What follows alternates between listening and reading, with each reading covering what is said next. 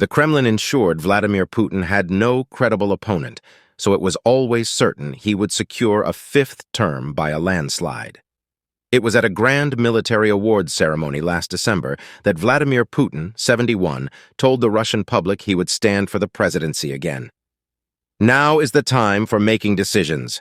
I will be running for the post of President of the Russian Federation," he declared at a Kremlin event last December.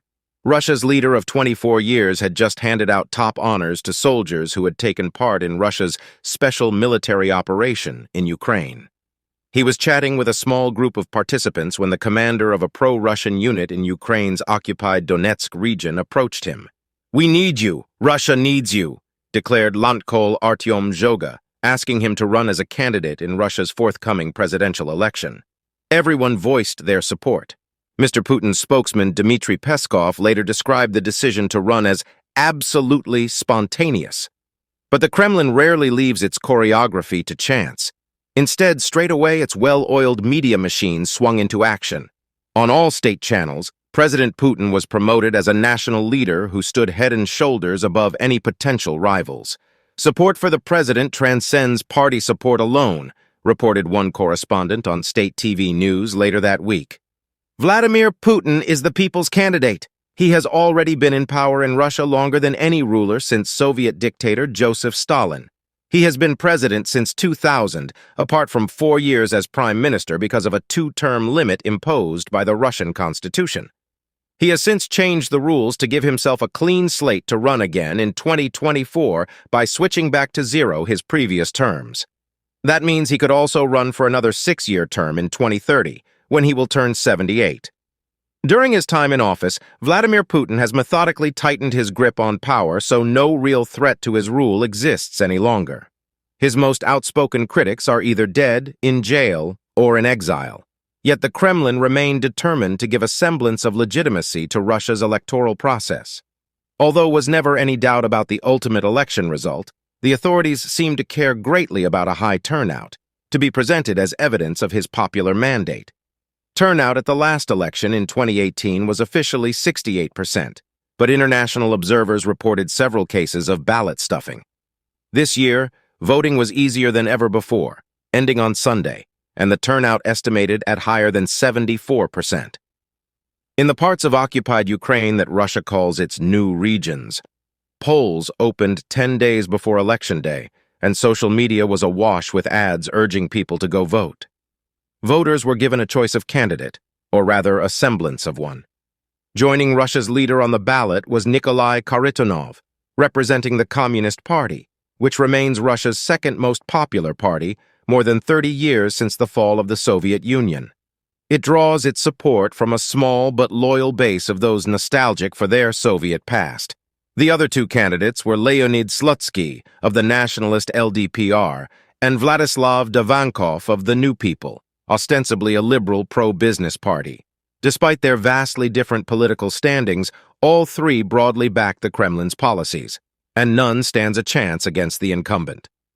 Another hopeful, local Moscow councillor, Boris Nadezhdin, announced his candidacy last year, generating a rare moment of optimism for opposition-minded voters.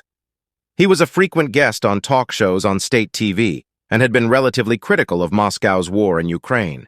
But in a country where many have been jailed for speaking out against the war, he would never make the ballot paper. Thousands queued up to offer signatures in his support, and perhaps spooked by the crowds, Russia's election authorities rejected his bid, claiming that more than 15% of his collected signatures were flawed.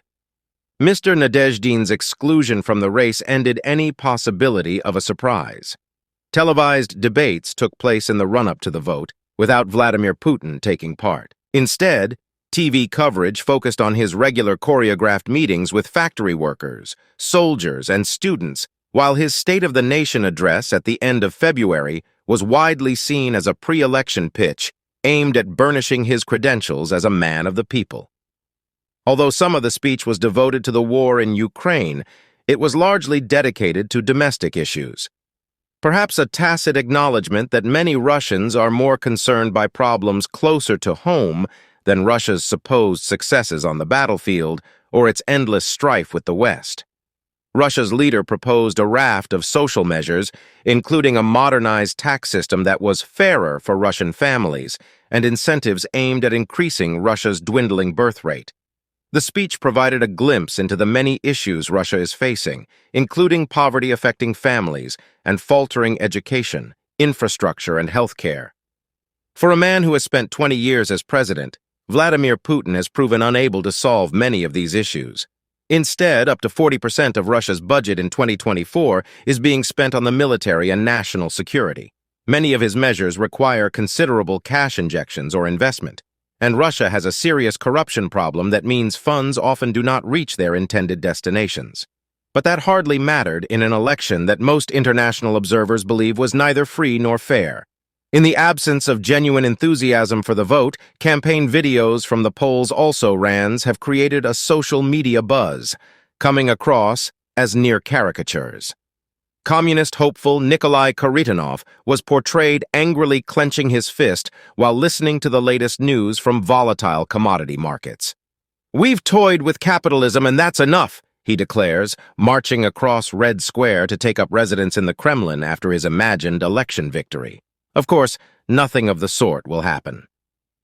In another video, nationalist LDPR leader Leonid Slutsky was shown trying out the office of his late predecessor Vladimir Zhirinovsky, who led the party for 30 years until his death 2 years ago. When an aide tried to switch nameplates on the desk, Mr. Slutsky told her forcefully, "No, leave it there." All it did was show how happy he was to remain a sideshow to Vladimir Putin's main act. There have been sporadic acts of protest against the election, particularly on the first day of the vote, when dye was poured into ballot boxes, and there have been some cases of arson, too. But the main intrigue stemmed from so-called noon against Putin protests, in which opponents of the longtime leader were urged to swamp polling stations in both Russia and its embassies abroad on Sunday and vote for anyone but him.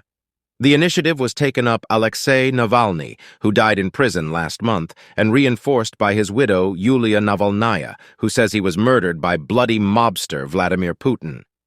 Ms. Navalnaya herself said that the purpose of the campaign was mostly to allow supporters to silently identify one another at the polling station, rather than to wield any real change. On the 18th of March, Russians will wake up to find President Putin has been re-elected. When he appears at a victory rally in Moscow, he may even shed a tear, as he did after the 2012 presidential election, and profusely thank voters for the trust they have placed in him. For the next 6 years, the illusion of democracy is all but guaranteed to continue. Kindly like, subscribe, and share your thoughts in the comments section.